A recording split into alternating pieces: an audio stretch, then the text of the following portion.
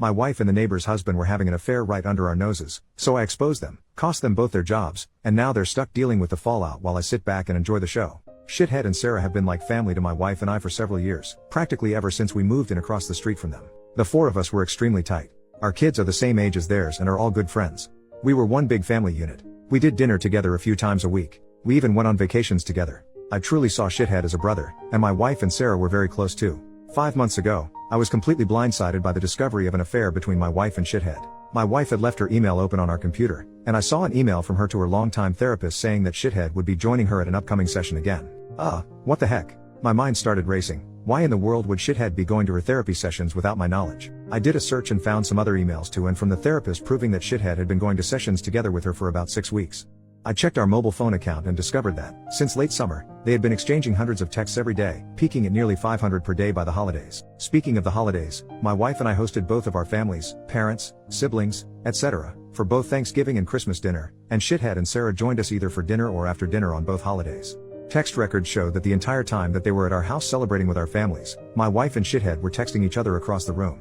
They were doing that pretty much every time the four of us hung out, for months. And, all day every day just in general. But what bothers me the most is that they were doing it with Sarah and I right there. I confronted my wife with the evidence and she admitted that yes, she and Shithead had fallen in love. It just happened. I don't know how. But I love him and I just don't feel anything for you anymore, I'm sorry.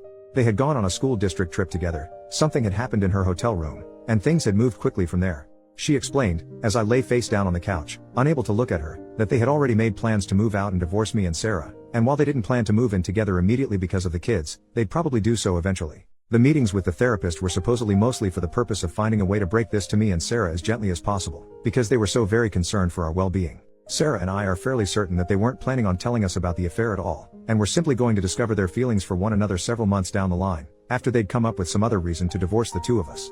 My wife moved out 2 months ago. I was, and still am, utterly destroyed. I cry every day. I cried writing the first few paragraphs of this story just now. I worry nonstop about the impact on our kids. But I am also not exactly a shrinking violet when I feel that I've been wronged. And in this case I was, objectively, very very wronged. So, a couple of years ago, Shithead ran for a Board of Education seat as a pretty extreme underdog. I helped him with his campaign materials and debate prep, and my wife, a well-known school district employee, this becomes important later, got the word out as best she could. Much to our surprise, he actually won in a squeaker, by just a few dozen votes. Being on the board became the center of Shithead's world. He joined every committee that he could. This turned into the foundation of his affair with my wife, as they were constantly going to school events and meetings together on evenings and weekends. Once I discovered the affair, my thoughts turned pretty quickly to revenge, and it occurred to me that an extramarital affair between a member of the Board of Education and an employee of the school district was at least bad politics and possibly violated district policy. Making things far worse for them was that my wife was in the running for an open administrative position, and everyone knew that she was more or less guaranteed the job and the major pay raise that came with it. She had just finished her master's degree in school administration, at the urging of her principal and the superintendent, so that she could be promoted to this specific position. I had plenty of evidence of the affair, like texts from both of them admitting to it, text records showing that they were texting hundreds of times a day, emails to and from the therapist, etc. I considered simply emailing all of the evidence to the board and the superintendent, but felt like I, as the grieving betrayed spouse, might not be seen as a credible source. So instead, I invented a fictitious furious friend who was planning on showing up to the next board meeting and publicly shaming the two of them for their affair. I told my wife that I'd tried to talk this person down but couldn't guarantee that they wouldn't show up and humiliate them publicly. As I expected, this led Shithead to conclude that the only option was for him to preemptively admit the affair to the board. The superintendent subsequently recommended that Shithead resigns, which he did. Sarah said that he was utterly humiliated and crushed, and barely got out of bed for a few days afterward. Once word of the affair and Shithead's resignation started getting around, the superintendent, a longtime friend of both my wife and Shithead, contacted my wife and tearfully informed her that it was no longer politically appropriate for her to be promoted to an administrative position within the district. The position that had been lined up for her was later filled by an outside candidate. This sent waves of confusion and rumor throughout the district, as it was pretty well known that my wife was getting the job. The day after she was informed that she wasn't getting the promotion, my wife and I, despite our crumbling marriage, took our son out to breakfast together on his birthday, and a parent stopped by our table to congratulate her on her new role. She said, "Thanks," then excused herself to go cry in the bathroom for a while. I let the dust settle for a couple of weeks, and then, right before my wife moved out, let them in on my little secret. There was never a furious friend threatening to expose them in the first place. It was just me. Word of all of this has gotten around our fairly small town, which Shithead grew up in and my wife has worked in for nearly 20 years.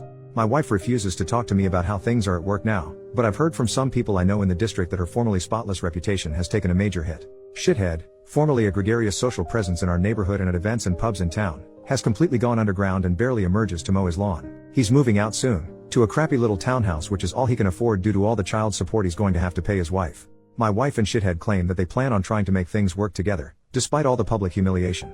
I wish them lots of luck with that. I'm sure it will be a lot of fun to show their faces together in town. Relevant comments. Commenter, are you and Sarah a thing now? You should totally be a thing, that would be awesome. No. We're friends. We've been incredibly important to each other since this all started and have certainly gotten a lot closer, but not in the way everyone's thinking. This would all be so much harder to deal with if I didn't have her to lean on, and she says she feels the same way about me. We're going through basically the exact same situation with the same players, after all. Shithead hasn't moved out yet. Once he does, we plan to go back to getting the kids together more often like they used to. It'll never be the same, of course. She already does come over with the kids from time to time, but it's just tough with Shithead's constant presence across the street. Commenter, didn't your revenge hurt both sets of kids? Not really. Shithead has a day job. The Board of Education was his hobby and his passion, but this didn't affect his income at all. And my wife has been assured that if she wants to pursue an administrative position with another district, she'll have glowing letters of recommendation from her superintendent and principal. It'll mean giving up a lot of work relationships in the process, but given the hit her reputation has taken, I'm guessing she makes that jump sooner rather than later. In the meantime, not moving to an administrative job means that she still has summers off with the kids. Commenter, why didn't you notice all of the texting your wife was doing? Well, I did. It was really starting to piss me off. It was excessive. She has a big social circle and does tend to text a lot anyway, but it was really getting over the top, to the point where she was completely ignoring me and the kids. At one point in November I asked her to agree to a no phones at the dinner table rule, which she agreed to reluctantly but then would pout through dinner, and eventually she just started using her phone during dinner again. All that said, I was blind. Not only was the texting getting weird, but her relationship with Shithead was starting to make me uncomfortable. Sarah noticed it too and agreed. We confronted them a couple of times about it directly and they both swore up and down that it was just school stuff that they were talking about. There was nothing else going on. And for whatever reason, we believe them, probably because the mind tends to refuse to see things that it doesn't want to see. Update 3 years later, I've been getting a surprising number of requests to post an update to this story. Where to start? It's been a bizarre few years, especially with COVID thrown in the mix, which I somehow still have never caught, despite my kids getting it twice each. Thankfully just mild cases. Well, at the time that I posted the original story, I was obviously a wreck. Things actually got significantly darker for a while after that. My ex decided to start bringing Shithead around our kids just a few months after she moved out, which was really hard for me to deal with. I'd never really dealt with serious depression before, but things got bad enough that my doctor more or less forced me to start on an antidepressant because I admitted to him that I was thinking about taking my life pretty frequently. I think this is where I should mention, trigger warning for the rest of this paragraph, I had a very specific plan and everything I needed to do it. The one thing that gave me any kind of relief was telling myself that if life got any more unbearable, I had a way out. So yeah, stuff got bad, but I'm still here, and thankfully I don't think about that option anymore.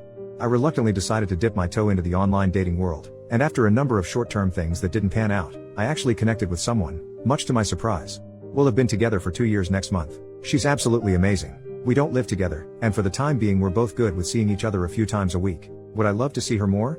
Yep. Am I ready to live with someone again and go all Brady Bunch with our respective kids? I'm not sure. For the time being, we have a lot of fun together, and that's more than good enough for me. As far as things stand with my ex and Shithead, they're still together, but there seems to be trouble in paradise because my kids report that they almost never see him anymore. My kids don't like him at all and they just avoid him when he's around, according to my older one. When all of this started, she had seemed confident that they'd be living together pretty soon, but they still don't, and as far as I know there are no plans in the works for that.